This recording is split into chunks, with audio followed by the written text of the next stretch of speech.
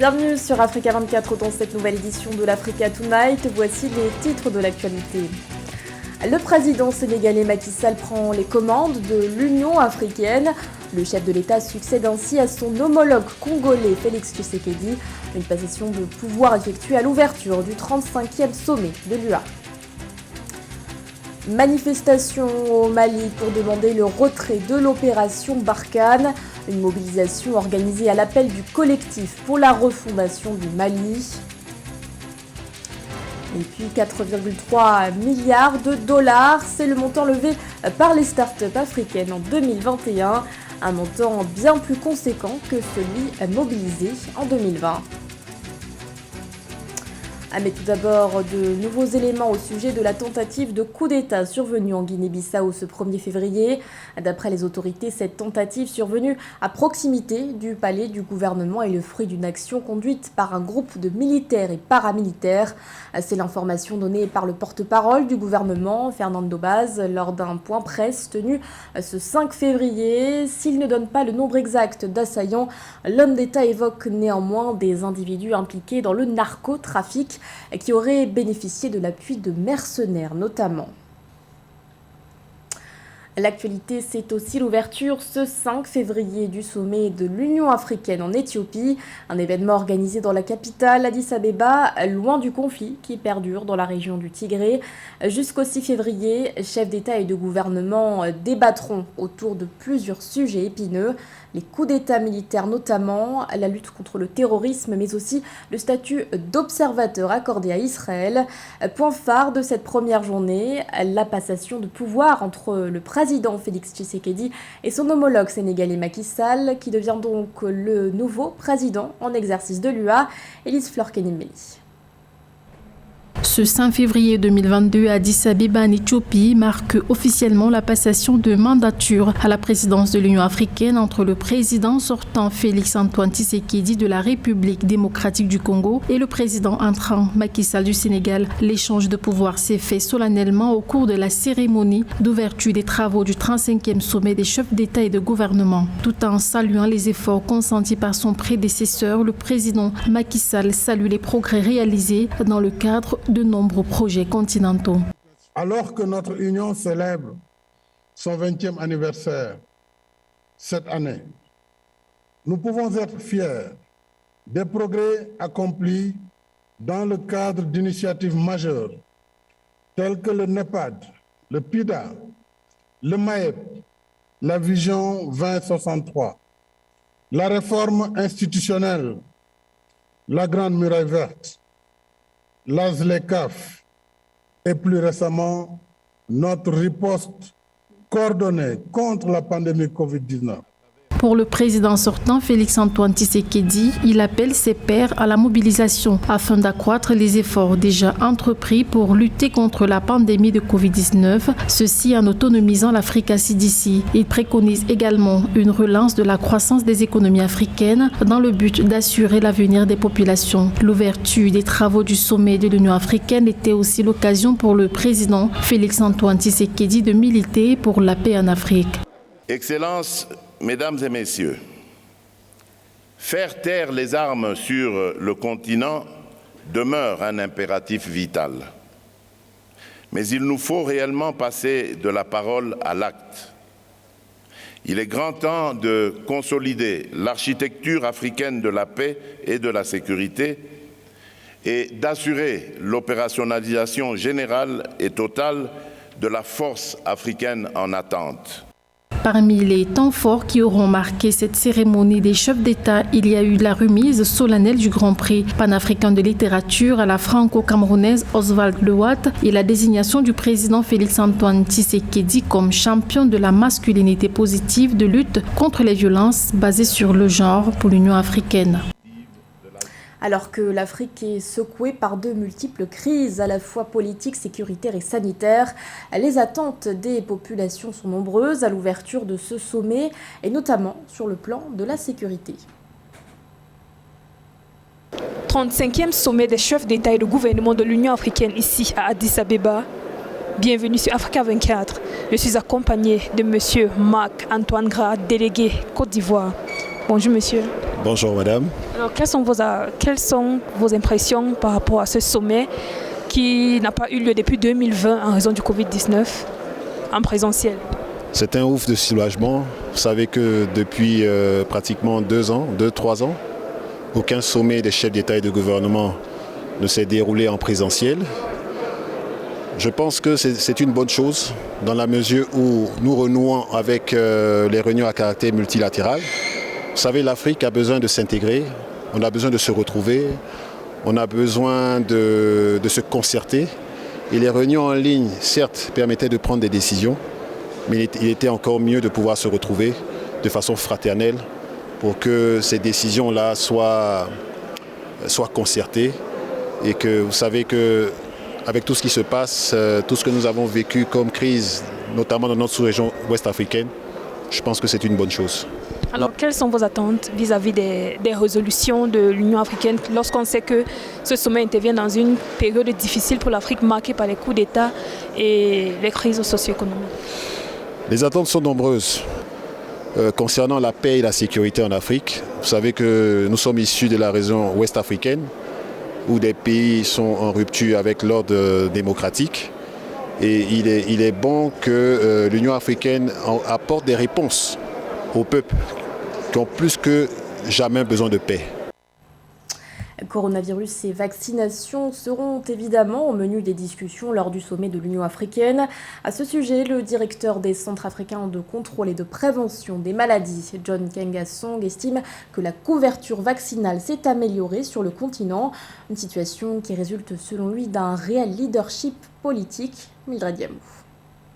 L'Union africaine, par le biais du Centre africain de contrôle et de prévention des maladies, a depuis le début de la pandémie de Covid-19 déployé des efforts pour freiner la propagation du virus en Afrique. Des mesures prises pour protéger non seulement la santé, mais aussi les économies, ainsi que pour prévenir de futures crises.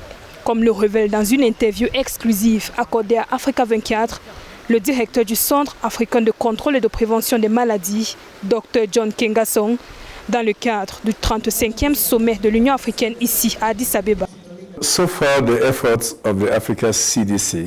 Les efforts d'Africa CDC, qui représente la Commission de l'Union africaine, ont été extraordinaires pour aider les États membres à répondre à cette pandémie. Le remarquable leadership politique du continent et l'esprit de collaboration sont à féliciter. L'Union africaine a depuis le début de la pandémie joué un rôle important en soutenant Africa CDC à mettre en place plusieurs initiatives, y compris l'accès aux vaccins, l'augmentation des tests à travers le continent, l'établissement de la plateforme africaine d'approvisionnement en médicaments. Tant d'initiatives ont été mises en place en raison des engagements politiques forts du continent pour contrer le Covid-19 en Afrique.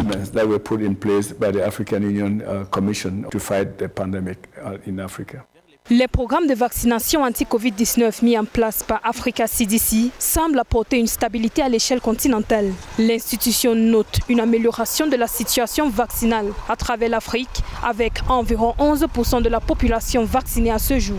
As we speak today, about 11% of the population. La situation vaccinale s'améliore sur le continent. À ce jour, environ 11% de la population a été complètement vaccinée en Afrique.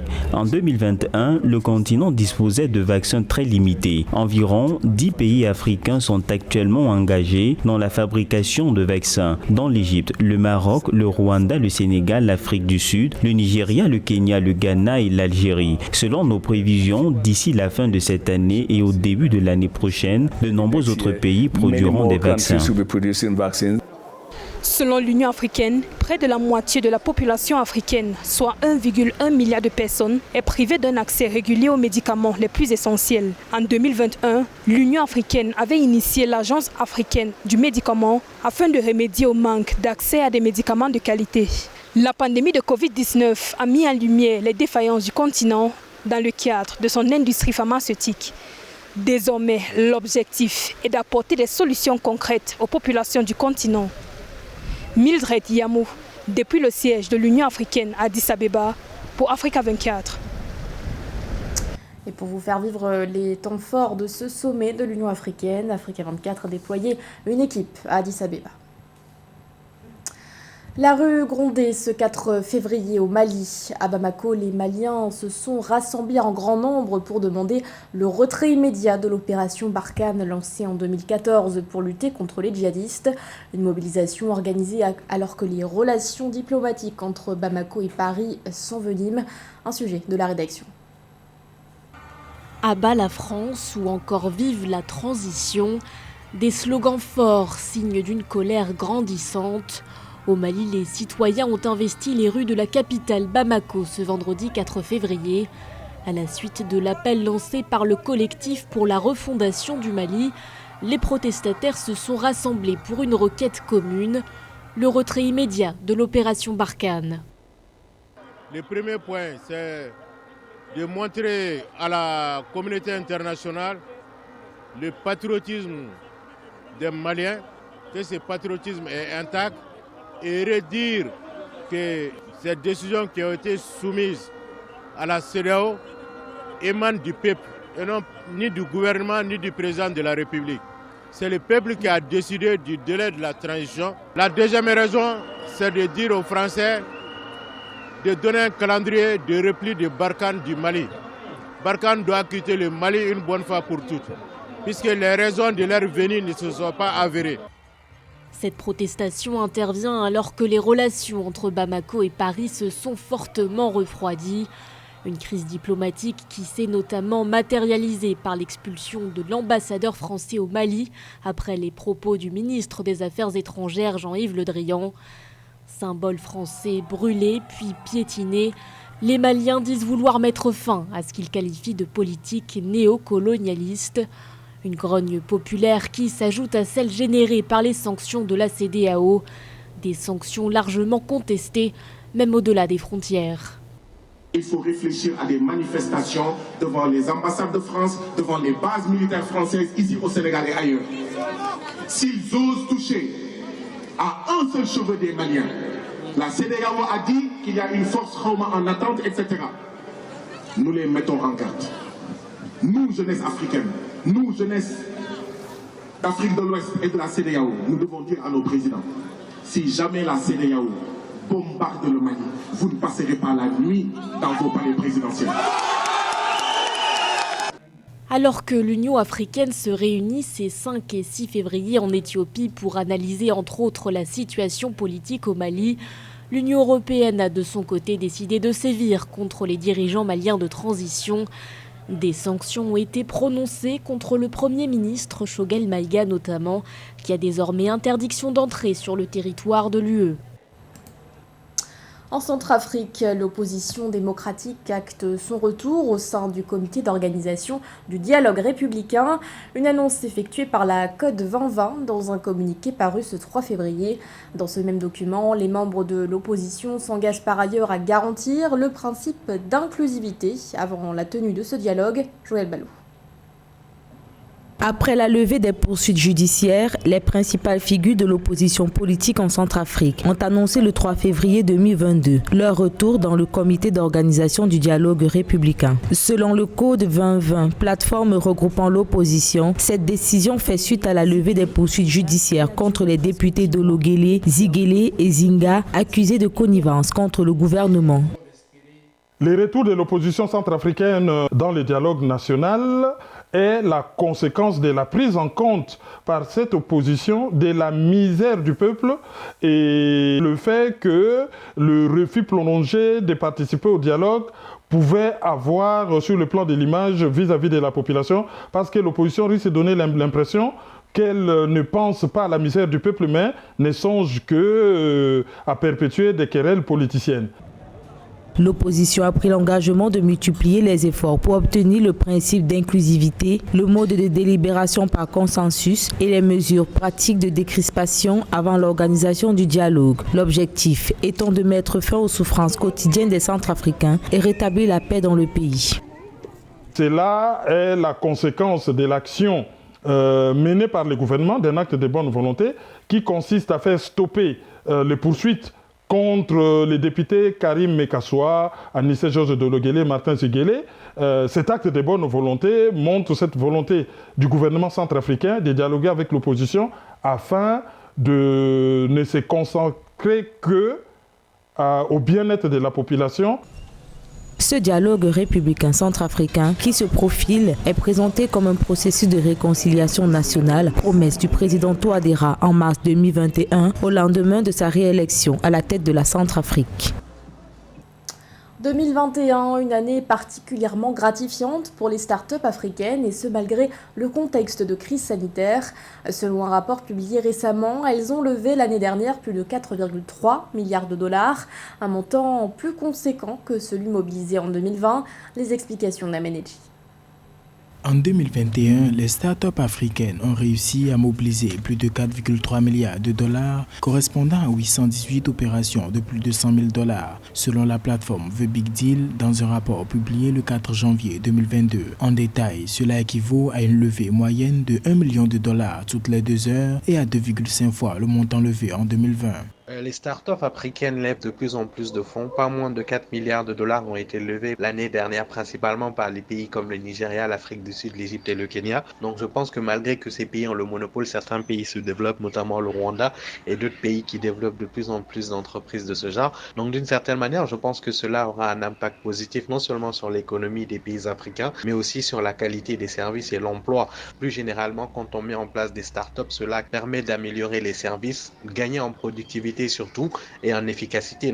Au titre des écosystèmes africains ayant reçu le plus de financement, le classement place le Nigeria en tête de liste avec 1,8 milliard de dollars, l'Afrique du Sud 832 millions de dollars. En Afrique francophone subsaharienne, le Sénégal arrive premier avec plus de 353 millions de dollars de financement. D'une certaine manière, je pense que cela a un grand impact non seulement sur, comme je l'ai dit, l'activité, sur l'emploi, mais aussi sur la qualité car ça améliore la qualité des services. Donc je pense que c'est idéal pour les entreprises africaines et ça permet aussi de voir que nos économies sont de plus en plus innovantes, sont de plus en plus perspicaces et que nos économies sont en train de se développer et de changer. Sur le long terme, sera un impact très crucial sur l'emploi et sur la qualité de vie. 81% du montant total des fonds levés par les startups sur le continent revient à l'Afrique du Sud, au Nigeria, à l'Égypte et au Kenya. La FinTech a été le secteur d'activité le plus sollicité en matière de mobilisation de fonds. Un mot de sport à présent avec ce rebondissement dans l'affaire relative à la suspension de l'ancien patron de la CAF, Issa Hayatou. Cette mesure décidée par la chambre de jugement de la commission d'éthique de la FIFA a finalement été annulée par le tribunal arbitral du sport ce 4 février. Le TAS considère en effet qu'il n'y a, je cite, pas de preuves suffisantes pour établir une violation du code d'éthique de la FIFA. Pour rappel, Issa Hayatou avait été sanctionné pour avoir signé un contrat contraire aux principes concurrentiels avec Lagardère Sport. Dans le reste de l'actualité sportive, le Cameroun s'empare de la médaille de bronze de la CAN 2022. Les Lions indomptables affrontaient ce samedi 5 février les étalons du Burkina Faso sur la pelouse du stade Amadou Ahidjo à Yaoundé dans le cadre de la petite finale. Une rencontre qui a tenu les supporters en haleine jusqu'au bout. Le Burkinabé Steve Yago ouvre le score à la 24e minute. À la 43e, André Onana marque malencontreusement contre son propre camp. Djibril Ouattara est venu ensuite creuser l'écart à la 49e minute. Si le score du Cameroun semblait scellé, les Lions se sont réveillés à la 71e minute avec un but de Stéphane Bauken. Le pays a ensuite égalisé le score avec un doublé de Vincent Aboubakar à la 85e puis la 87e minute. Le Cameroun l'emporte finalement sur une séance de tir au but sur un score de 5-3. On écoute de suite les réactions d'après-match du consultant Sifrid Toné. Ça ne peut pas effacer, l'élimination reste toujours dans un coin de la tête, voire au bout de la gorge, non. Mais au vu du scénario tel qu'il a été construit, cette victoire à la 3e place, elle donne du baume au public camerounais qui attendait le minimum au vu, j'ai insisté là-dessus, au vu du scénario, mené au score, par 2 buts d'écart, revenir à la dernière minute et surtout gagner au tir au but, ça prouve qu'on a encore des ressources, il y a le moral, ce qui a toujours caractérisé les Lions indomptables, et aller chercher au plus profond pour donner un peu de satisfaction au peuple qui attendait tant. Ce qui est certain, c'est que la compétition est à sa fin, elle a tiré à sa fin aujourd'hui pour les Lions indomptables. au vu de tout ce que nous avons vécu durant la compétition, nombreux sont comme moi à penser que non. Il y a beaucoup de choses à faire et à refaire aussi, à revoir. Le staff technique, c'est comme tous les staffs au monde, quand ils perdent, ils sont décriés. Mais bon, la victoire d'aujourd'hui ne gomme pas tout.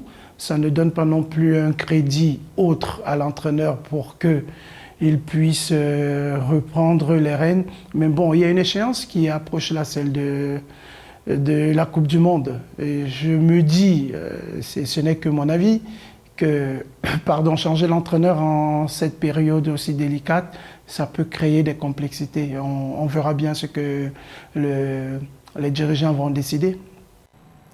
Et avant de clôturer ce journal, un mot sur la finale de la 33e édition de la Coupe d'Afrique des Nations de football. Ce dimanche 6 février, les Sénégalais affronteront les Égyptiens sur la pelouse du stade d'Olembe de Yaoundé. Une rencontre que vous pourrez suivre à 20h, heure locale. Ce journal a été réalisé par l'ensemble de la rédaction. Merci de votre fidélité. L'actualité continue sur Africa 24.